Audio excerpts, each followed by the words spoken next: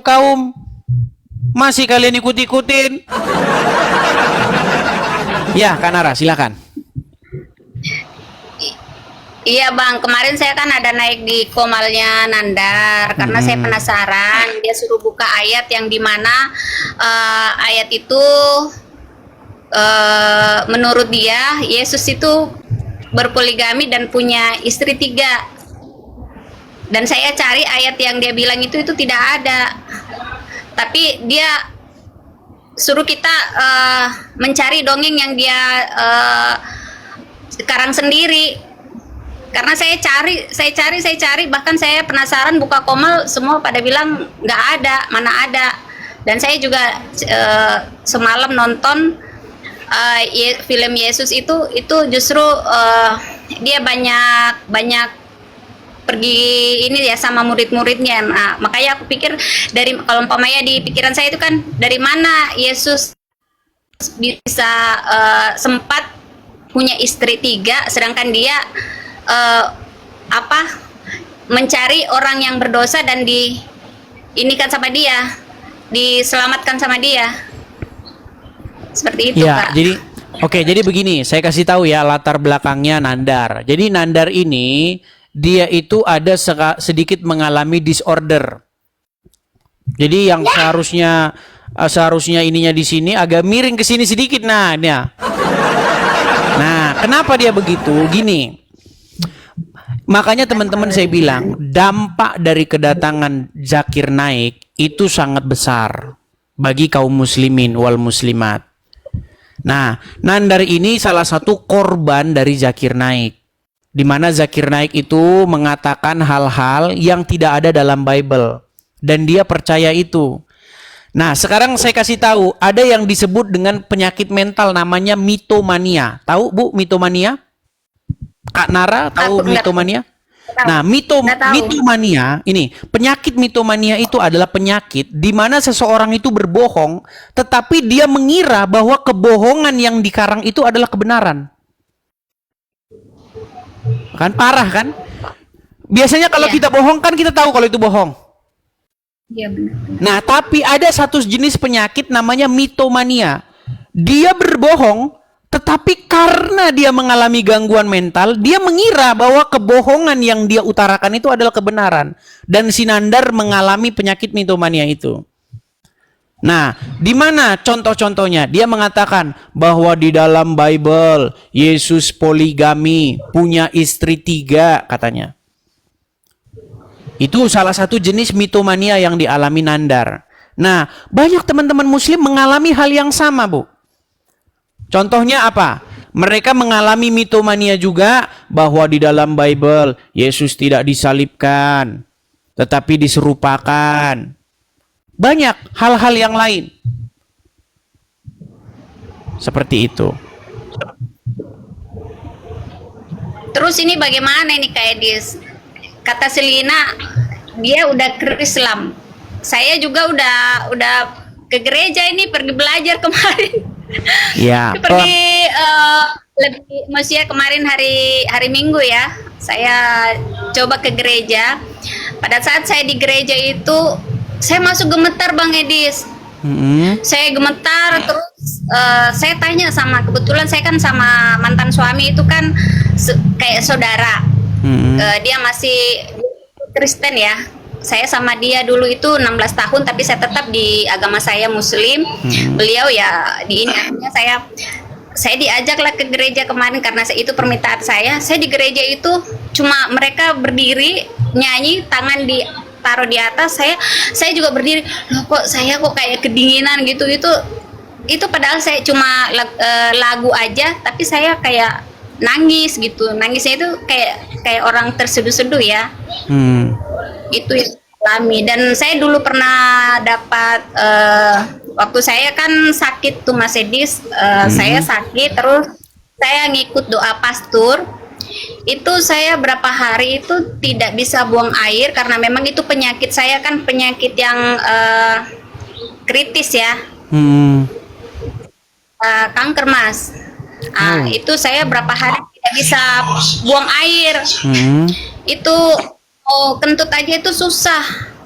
Buang air itu nggak bisa. Itu ada kurang lebih 1 minggu saya tidak buang air. Pada saat saya didoain, pastor itu berkata, Yesus ada di belakang kamu, tapi saya masih tidak terlalu kepikiran ke sana. Pada saat saya didoain, dari situ saya itu tiba-tiba langsung aku hentikan, pastor saya boleh izin buang air nggak? Karena berapa hari ini saya tidak bisa buang air. Itu yang saya alami, tapi Ya, saya masih artinya- ini pada saat saya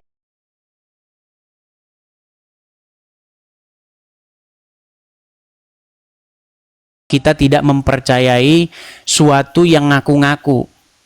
Contoh begini, banyak orang ngaku-ngaku saya Tuhan, banyak orang yang ngaku-ngaku saya Nabi, tetapi mereka tidak punya tanda. Nah, di dalam kekristenan, tandanya bahwa kita tidak mempercayai sesuatu yang dongeng-dongeng adalah mujizat itu. Ada kesembuhan. Ketika Yesus membangkitkan orang mati, menyembuhkan orang yang tuli, kemudian orang buta melihat, itu adalah sebuah sign, sebuah tanda bahwasanya apa yang dikatakan Yesus itu benar. Begitu. Iya. Kalau dalam Islam, nanti saya mau ngomong nanti dibilang penistaan. Muhammad sendiri tidak punya mujizat di dalam agama Islam itu. Iya, tapi ini aku mau sampaikan sama Bang Edis ya. Bang Edis buka acara seperti ini, aku baru tahu, ya kurang lebih 10 harian lah. Kayak gitu. Saya baru ikutin, terus setelah saya ikutin kok hati saya kayak jangan gitu ya. Sorry Mas. Hati saya kayak kok dengan adanya Bang Edis ngomong, saya kayak pengen taunya tentang Tuhan Yesus gitu. Tentang Yesus Ya. gitu kan. Ya, pertama-pertama. Makanya saya pelajari terus. Ya. Makanya saya pelajari terus. Ternyata bukan cuma saya, Bang Edis yang pengen tahu. Ternyata ada beberapa Muslim yang DM saya, dia bilang, saya sebenarnya Bu, setelah saya dengar Bang Edis bicara, itu dia juga ninggalin hijabnya, terus dia itu pengen masuk Kristen, tapi di sekelilingnya itu banyak Muslim, termasuk saudaranya, orang tuanya, jadi dia tidak berani, makanya jalan satu-satunya dia lepas hijab. Banyak Bu. Jadi yang DM saya juga banyak, Bang, saya Muslim. Semenjak nonton channel Abang, saya jadi penasaran begini-begini. Bagaimana caranya Bang supaya saya jadi orang Kristen? Banyak sekali. Nah, inilah tugas gereja supaya gereja mengambil tindakan terhadap orang-orang seperti ini, seperti itu. Dengan mengajarkan pengajaran yang benar, pengajaran yang sehat, Alkitabiah, ya kan? Diajari supaya menjadi manusia baru. Kalau dahulu sibuk dengan ritualisme, pakai ini namanya fisik-fisik, sekarang sibuk mendandani kerohanian, bukan jasmania, begitu. Karena kalau saya lihat Bu, di dalam agama Islam yang penting jilbab-jilbaban masuk surga. Nah, tapi kalau di dalam Kristen itu nggak seperti itu Bu. Di dalam Kristen itu bicara bagaimana menjadi manusia baru, bukan penampilan baru. Kalau dalam agama Muslim kan ya penampilan baru. Yang penting pakai jilbab. Karena di dalam agama Islam barang siapa yang mengucapkan syahadat, barang siapa mengucapkan kalimat syahadat masuk surga, walaupun maling, walaupun berzina, kata Muhammad. Makanya kalau saya lihat Bu ya, dalam agama Islam itu memang berubahnya itu berubah penampilannya, tidak berubah hatinya. Tapi di dalam agama Kristen, bagaimana Tuhan itu melihat hati. Kalau dalam agama Islam, ya saya mohon maaf ini, kalau ngomong begini nanti takutnya Ibu Nara tersinggung. Saya kasih contoh ya Bu Nara ya. Nih, saya kasih contoh nih. Tidak. Saya naik ke sini tidak mungkin mau tersinggung lah. Nih, ini saya kasih contoh nih.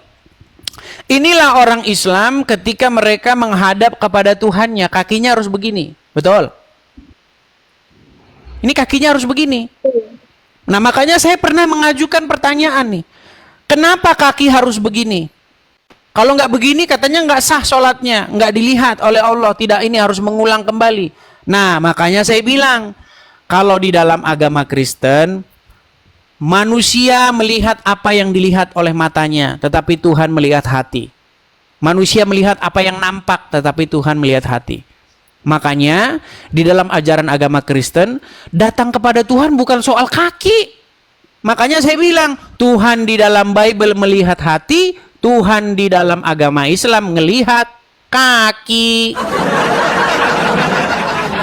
Saya pernah tanya nih kepada muslim, kenapa kakinya harus begini? Bukankah kita datang kepada Tuhan dengan membawa hati kita? Betul? Dengan membawa jiwa kita. Kalau orang muslim datang kepada Tuhannya sibuk cuci-cuci tangan. Ya kan? Tangannya yang dicuci. Kalau dalam agama Kristen nggak begitu.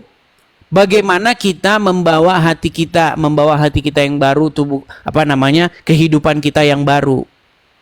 Jadi makanya kekristenan itu bicara soal kerohanian, sedangkan di dalam agama Islam bisa bicara soal kejasmanian. Begitu. Tapi ginilah, coba datangi gereja. Ya, ini saya mau tanyakan juga Bang Indis, kemarin juga Nandar ada komal sama temannya ya, katanya mahasiswi yang berhijab itu, yang pakai kacamata besar juga itu, katanya mahasiswi sih, tapi ditanya kenapa tidak boleh membunuh cicak, tapi dia tidak jawab. Alasannya seperti ini, padahal itu ada ceritanya, dan ceritanya itu saya sudah dapatkan, dan Ustadz juga ngomongnya seperti, ulama juga ngomongnya seperti itu, ada alasannya kenapa kita membunuh cicak. Cicak dibunuh satu kali itu sama halnya kita punya amal 100 kali. Itu saya udah dapat jawabannya. Cuma saya tidak tanyakan itu, Bang. Yang saya tanyakan katanya Nabi Isa itu Nabi Isa bukan Yesus. Kalau Yesus, Nabi Isa itu bukan Yesus, tapi saya dapat kalau Nabi Isa itu adalah Nabi Isa itu Isa Al-Masih. Apa benar, apa kayak gimana sih ceritanya itu, Bang? Saya kurang ngerti, saya kurang paham. Ya, baik. Ya, saya juga sebenarnya ada diundang oleh satu keluarga untuk membahas khusus masalah Isa dan Yesus ini ya. Mungkin acaranya besok ya. Gini. Jadi Isa di dalam Quran itu merujuk kepada sosok anak Maria, dilahirkan oleh seorang perawan. Dan ada peristiwa tentang penyaliban, sekalipun yang disalibkan menurut agama Islam bukan Isa, tetapi yang diserupakan. Tapi itu pun debatable, ada yang bilang itu Isa betulan. Jadi muslim masih bingung. Sebenarnya itu ingin merujuk kepada satu sosok, yaitu Yesus. Nah, tetapi beribu maaf, sosok Yesus yang digambarkan oleh Al-Quran itu tidak sesuai dengan Yesus yang sebenarnya. Begitu. Makanya kalau dalam versi bahasa sederhananya, sosok Isa yang digambarkan di dalam Al-Quran itu, menurut agama kami itu adalah Yesus yang lain. Begitu. Sekalipun ada dikatakan di dalam Al-Quran yang saya setuju dengan sosok Yesus, sosok Isa. Contohnya, masalah dia orang yang suci. Itu saya setuju. Quran mengatakan dia orang yang suci. Tetapi kalau Quran mengatakan bahwa sosok Yesus atau Isa itu tidak disalibkan, saya tidak setuju. Nah, tetapi umat muslim pun sebenarnya masih berdebat mereka satu sama lain. Ada yang mengatakan, contohnya Zakir Naik. Zakir Naik itu tidak percaya dengan teori penyerupaan itu diganti orang lain, nggak percaya dia. Dia tetap percaya yang disalib itu tetap Isa. Tetapi Allah membuat atau menyamarkan mata-mata orang yang melihat dia itu seolah-olah mati. Jadi yang disamarkan itu bukan Isanya, tetapi yang disamarkan itu adalah mereka yang memandang. Mereka memandang Isa seolah-olah Isa itu mati. Tetapi ternyata Isa itu tidak mati. Makanya ketika dia dimakamkan, dia bangun kembali siuman. Karena mata mereka telah ditipu, telah disamarkan seolah-olah melihat Isa meninggal. Itu paham yang dipahami oleh Zakir Naik. Bayangkan kitab Al-Quran yang mengatakan dirinya jelas membuat umat muslim makin pusing sendiri, satu sama lain berdebat. Gitu. Intinya itu merujuk kepada sosok yang sama tetapi hasilnya berbeda. Itu seperti contoh ya kalau zaman-zaman sekarang ya. Ada sosok Joko Widodo. Ada yang mengatakan Joko Widodo itu ijazahnya palsu. Ada yang mengatakan Joko Widodo itu asli lulusan UGM. Nah, mana yang benar? Nah, itu merujuk kepada sosok yang sama, tetapi ceritanya yang berbeda. Nggak beda jauh. Contoh misalnya Bung Karno. Bung Karno itu ada yang bilang dia lahir di Blitar. Ada yang bilang dia lahir di Surabaya. Tetapi itu merujuk kepada sosok yang sama, tetapi versi yang berbeda gitu. Makanya tidak mungkin ada dua. Soekarno itu tidak mungkin ada dua. Gitu. Begitu juga Joko Widodo itu nggak mungkin ada dua. Yang mana yang benar kan itu pertanyaan kita sekarang. Yang lulusan UGM atau yang bukan lulus UGM kan gitu. Nah, sama seperti sosok Yesus dan Isa juga. Mana yang benar? Nah, makanya kita menggunakan kajian-kajian yang bersifat ilmiah dan akademis. Contoh misalnya, sosok Yesus yang digambarkan di dalam Injil itu berasal dari peristiwa kejadian, berasal dari saksi mata. Ya kan? Tidak jauh dari tahun di mana kejadian itu terjadi. Lokasinya disebutkan. Ya kan? Di mana lahirnya dan seterusnya dijelaskan secara gamblang. Nah, muncul Al-Qur'an 700 tahun kemudian, tidak di Israel tetapi di Arab Saudi. Coba secara logika, mana yang lebih kita terima? Yang diterangkan, yang diutarakan oleh para saksi mata, dekat dari tempat kejadian dan tahun kejadiannya pun dekat, atau yang diceritakan oleh orang yang 700 tahun kemudian lahirnya, yang tahunnya jauh sekali dari peristiwanya dan tempatnya juga jauh. Begitu. Artinya hukum-hukum logika kita pakai di sini, bahwa keterangan-keterangan yang bersumber dari jauh-jauh sesudahnya, lokasinya juga jauh, tentu tidak lebih baik daripada yang diceritakan oleh dari tempat kejadian dan oleh para saksi mata. Seperti itu. Iya kan? Sebagai contoh lah misalnya nih, Bu Nara. Siapa yang lebih baik menceritakan tentang Bu Nara? Bukankah keluarga? Bukankah teman-teman? Bukankah orang-orang yang bersama-sama dengan Bu Nara? Pasti keterangan mereka itu jauh lebih baik ketimbang orang yang nanti datangnya 700 tahun kemudian. Baru menceritakan tentang Bu Nara. Bu Nara itu sesungguhnya dia itu adalah, namanya adalah Claudia. Kan gitu. Begitu. Dari namanya saja kita sudah tahu kok. Dari namanya saja kita sudah tahu bahwa cerita versi Al-Quran itu tidak akurat. Begitu. Saya kasih contoh ya, gini.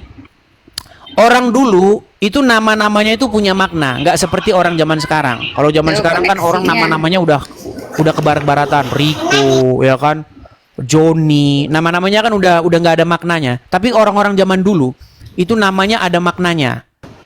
Apalagi berbicara soal Timur Tengah. Nah, orang-orang di Israel itu kalau memberi nama dia punya artinya. Contoh Yeshua. Yesus itu kan versi Yunani. Yesus itu bahasa Yunaninya. Tapi bahasa aslinya itu Yeshua. Artinya Yahweh menyelamatkan. Nah, muncul di Arab Muhammad, bilang namanya Isa. Apa Isa itu, tanya Muhammad, mereka nggak tahu. Itu dari nama saja sudah ketahuan gitu loh. Isa itu siapa gitu. Karena dia dikaji secara etimologi, dia nggak ketemu. Gitu.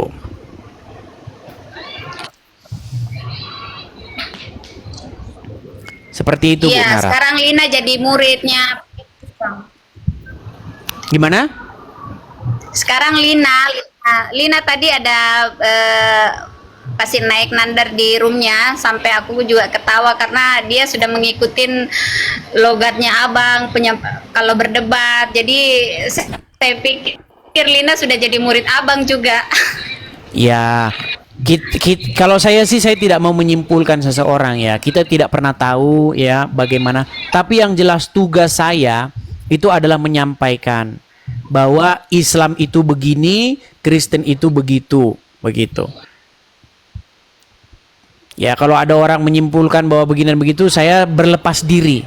Yang jelas saya hanya menyampaikan sedemikianlah adanya Islam, sedemikianlah adanya Kristen. Kenapa saya menyampaikan itu?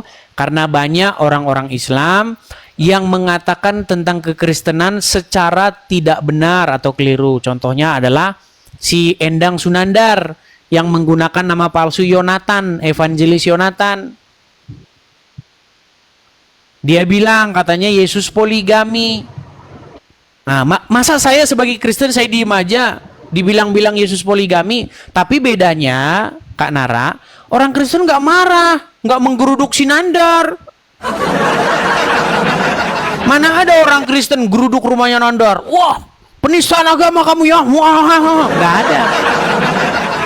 Nah, orang Kristen hebatnya kayak begitu. Argumen, pendapat, atau hayalan dibantah dengan argumen. Nah, orang Islam beda. Argumen dibantah dengan massa. Persekusi. Itu. Seperti itu, Bu Nara. Mungkin ada pertanyaan lain, Bu Nara? Iya.